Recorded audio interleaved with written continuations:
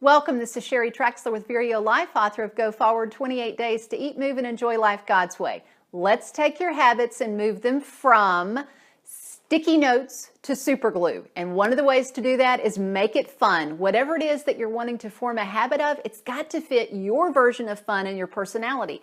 If you don't have this gregarious, I want to be around 100 people at the same time feeling for fun, but fun for you is a quiet walk in nature, then design your exercise program around that.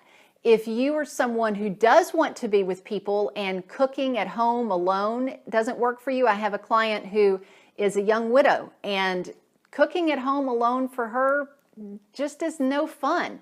But getting together with friends to cook, that is fun for her. Think about if you enjoy things that are more methodical and that use your mind. Well, maybe going for a walk and listening to a podcast and learning while you're walking.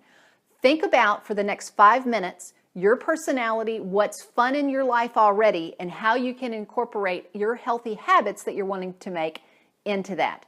Thanks so much for watching. Thanks for being a part of this. And until next time, find your path and fulfill your potential.